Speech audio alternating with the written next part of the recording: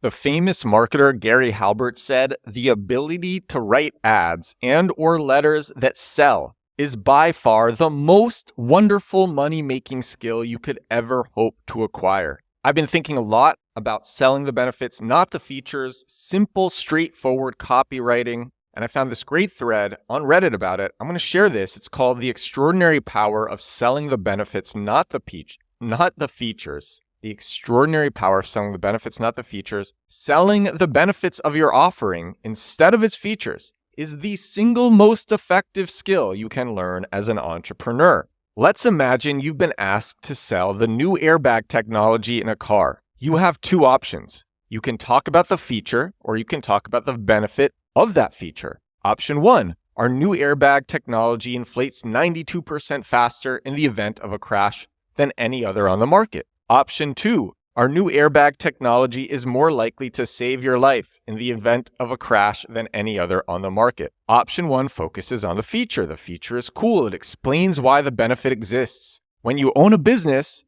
and you know that business inside out, it's easy to feel like the feature is the thing that you should be shouting about. 92%, that's crazy. I can't wait for my customers to hear about this. But the benefit is what sells. Option 2 focuses on the reason why the feature was developed in the first place, because it saves lives. A higher probability of surviving a crash is the benefit of the new airbag tech. This is the reason why Apple doesn't talk about how many pixels are in their new camera. They just show you the photos it takes instead. Take a moment to look at your business and ask yourself a simple question. Am I selling the benefits or features? It might just change your life.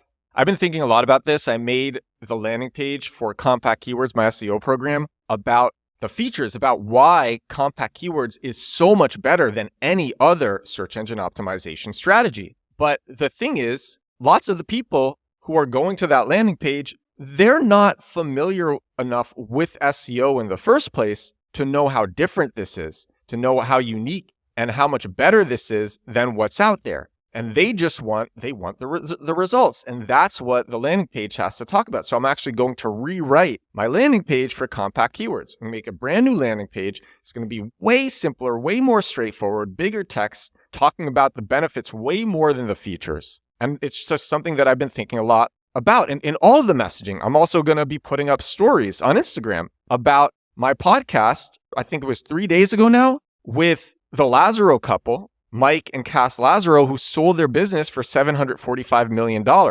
If you want a masterclass in networking and building a nearly $1 billion company and selling it for nearly $1 billion, if you want a masterclass in that, listen to that episode. If you want to know how to, because they're literally networked and connected with the highest level business people in the world. And they share that on the podcast. That's episode 566 of this show. The title of that one is "Zuck Turned Down Our Pitch, Changed His Mind, and We Made $745 Million." And that copy that I just actually explained it to you with, I thought of that because I'm like, I've talked about the features way too much of this episode. I need to talk about the benefits. So I want to talk more. I want to read more about this thread on Reddit.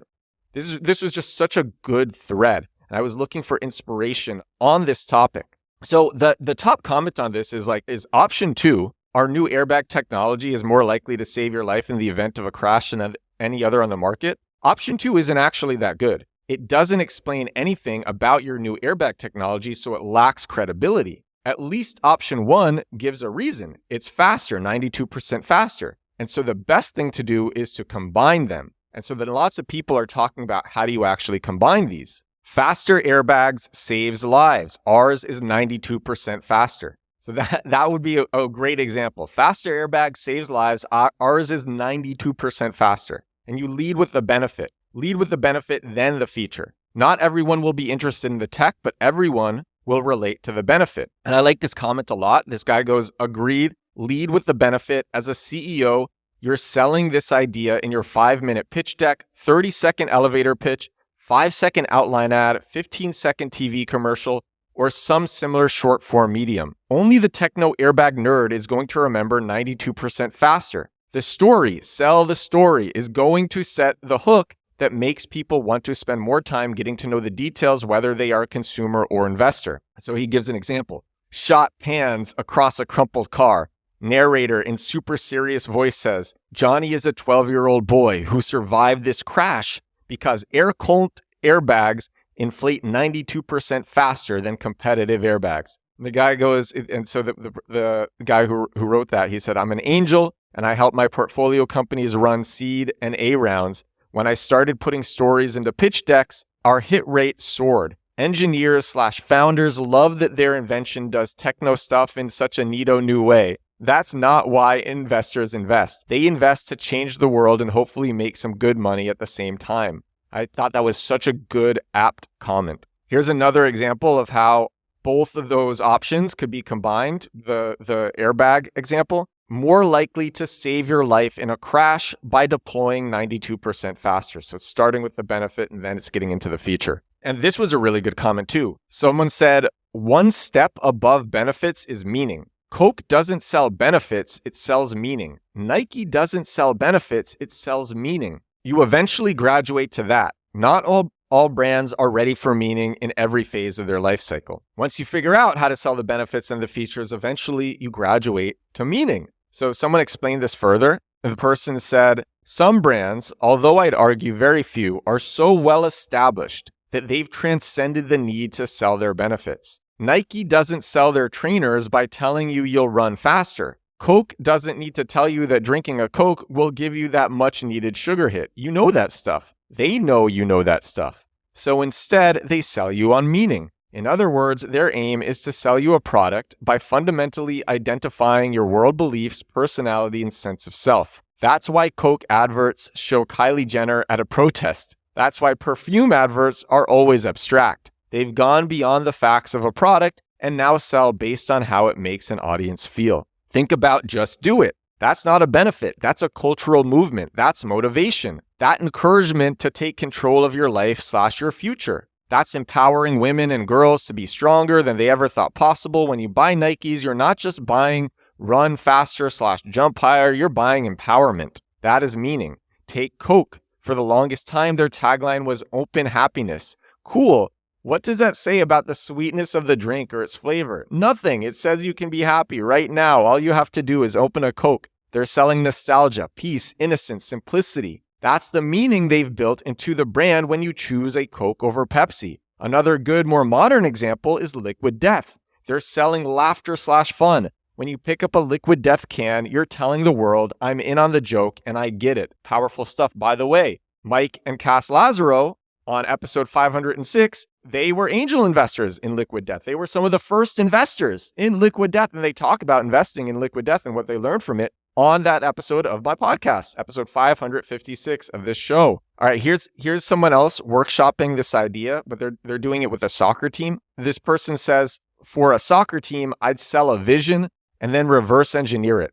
The vision is a championship. It's self-actualization. This team and these kids in the right orientation are good enough to be the best team in the league, but more importantly, the best versions of themselves. You as the coach have the vision, both for the team and the individuals. And all they have to do to be their best is believe in you and the vision, and then let it instruct them on how to train. Once the vision is sold and the kids see it, all they have to do is work their butts off following that vision. That was in response. This person said, I coach youth soccer/football, and getting buy-in from kids into a certain system is hard sometimes. So the coach has to sell the kids the vision of the championship, the vision of self-actualization. You can be your best selves. You can win that championship. This is another comment. In sales, it's referred to as value selling. I actually didn't know that. So example is Amazon. The benefit is the amount of time you'll save not having to run errands that you can give back to yourself. What would you do with an extra 2 hours a day? Or okay, let's go to the iPod. This one is super famous. I think everyone knows this one. You know what I'm going to say. 1,000 songs in your pocket. No speak of the features, just the benefits. 1,000 songs in your pocket. Everyone loved that tagline. I love that tagline. I still remember that tagline. I remember how it made me feel too, like getting an iPod and really knowing that I had all these songs in my pocket. It was incredible. It felt so amazing. So somebody countered the Apple example and said, yeah, but okay, if you go to like an Apple landing page, you get all these details about the specs. of the device. M1 is our first chip designed specifically for Mac. Apple Silicon integrates the CPU, GPU, neural engine, I/O. There's so much tech jargon written here. So what about that? And then someone said the iPhone 14 is the exact same phone as the 13. Exact. The screen res, camera, and even this was written when the iPhone 14 was, I think, the top model. The screen resolution, camera, and even the chip is the same. That's so far away from selling a phone on specs, because how can you sell that phone on specs when it's identical to the last one? Apple sells lifestyle, not tech. Sure, you can scroll down this list and find those details if you want them, but nowhere does Apple push those specs. They sell you on lifestyle and desirable objects, and everything else is second. I think lots of people know by now that Apple is more of a lifestyle brand. Somebody said Apple sells meh specs and convinces people it's something special. That's funny. But I like Apple products. There are a lot of advantages to Apple products. This was a great comment. I was inspired by this comment. I really was inspired by it, and it's very similar to compact keywords. This person said, I'm currently struggling with this exact same issue. I have a nootropic supplement built for the office life. It tames nerves, helps with focus, mood, and energy. We use Facebook ads, but the thing is, there are too many nootropics out there to differentiate. I'm thinking, how can I make the benefits more relatable for the 9-to-5 crowd that this was built for? Instead of just talking about the mental benefits like energy, focus, mood, etc. And so this person wrote some example copy for what this person is thinking. And I really like this. This is very similar to compact keywords. Staying calm during presentations, speaking without scattered thoughts, controlling your emotions even when things go wrong or don't go your way, start getting your point across, stop shying away from disagreements. And this is selling these niche scenarios where people really know that they want these things. It's really niching down. A compact keyword, it's not that it's so long tail, because staying calm during presentations is 4 words. Speaking without scattered thoughts is 4 words. It's more so, it's just very niche. And it's at the bottom of the purchasing funnel. So instead of just saying like, our nootropic helps with focus, instead you say, you can speak without scattered thoughts. So now your niching helps with focus to just speaking. And you can do that across different niches. Because the thing is, people don't realize their services or their products can be used for so many different niches. That's what compact keywords helps with.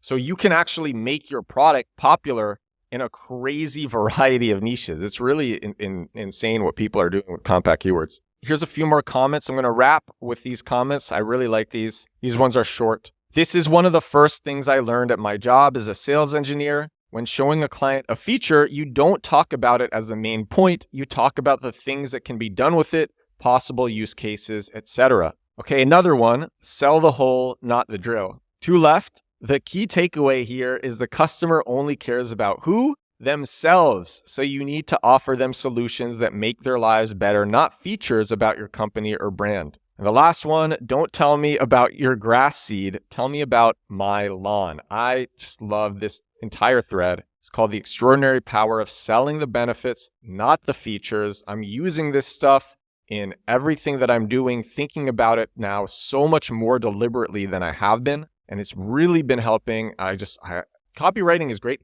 I was telling my friend Ram, he's actually a close friend and business partner. We've done several companies together. And he raised $17 million for one of his companies. He's a brilliant entrepreneur and a naturally gifted copywriter. And I said to him, you and Alan is a guest I've had on the show before. Alan is crushing it.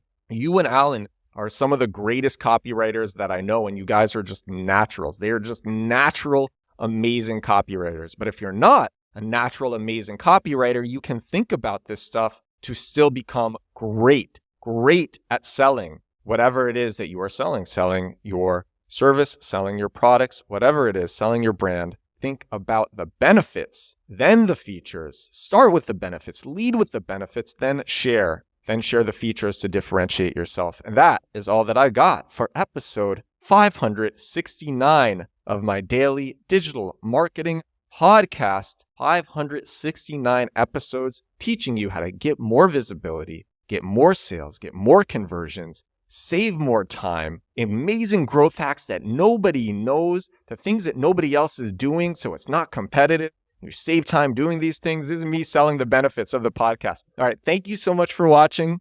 Thank you so much for listening. I'm going to talk to you again tomorrow. Bye now.